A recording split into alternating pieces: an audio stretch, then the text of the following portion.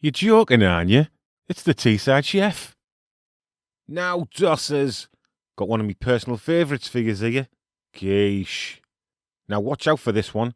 When I told our kid I had a really good recipe for quiche, he called me a homosexual.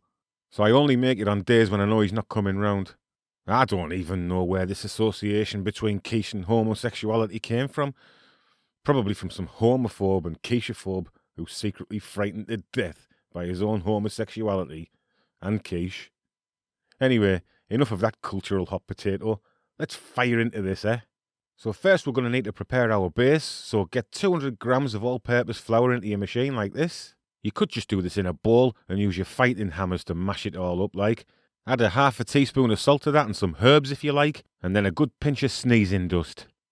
And then we're going to blend all those dry ingredients together before adding our butter. Now that's 100 grams of room temperature butter. This will make your pastry base nice and short and crunchy and crispy. And then we're going to blend all that up with our machine until it looks like breadcrumbs. And if you're doing this by hand, you can rub it all in with your fingers. Now you want to follow all these instructions to the letter, lads and lasses, otherwise you might as well just scrape all this into the bin when it's done. So now we're going to add our egg. Beat it first, but not to within an inch of its life like. And then add a tablespoon of my secret ingredient, vinegar here, mix the pastry dead tender. And then add a tablespoon of water and give it a little stir. Bring all those ingredients together before we mix it up again, slowly this time, mind. Nice and easy does it while we're bringing all this together. And if you're doing this by hand, just make sure that you don't overwork it too much. And then we need to get it out and give it a little knead to bring it together here. Don't be too rough with it, but don't ponce about either, eh?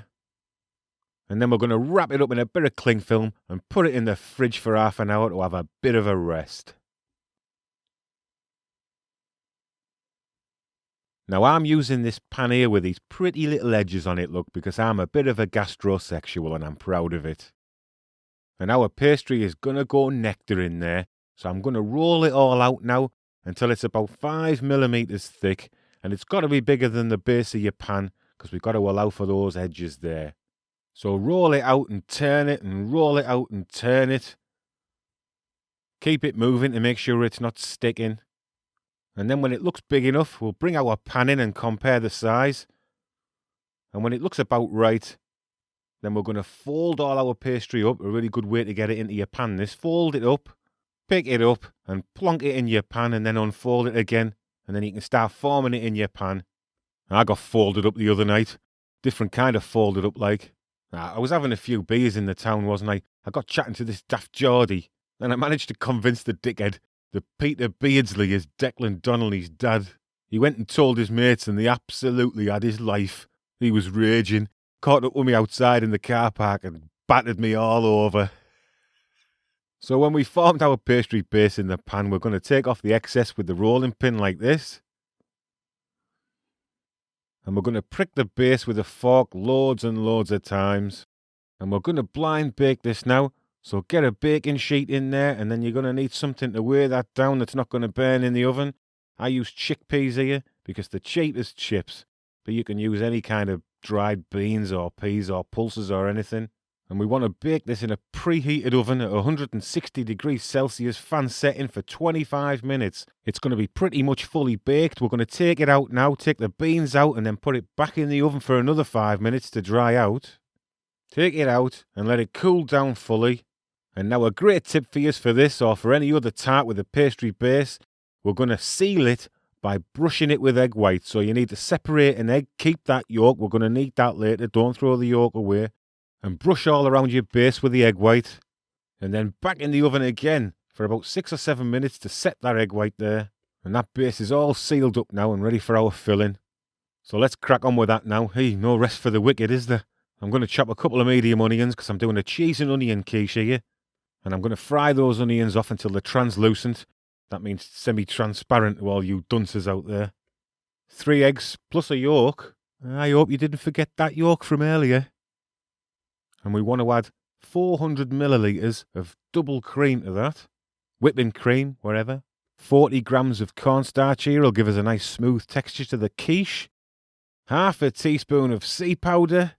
a good pinch of pepper, and 2 teaspoons of mustard. And I like to stick 2 tablespoons of parmesan into there, because I'm absolutely brainy as me. And then put a teaspoon of oregano in, dried oregano. And that's your basic filling done, so give it a stir up.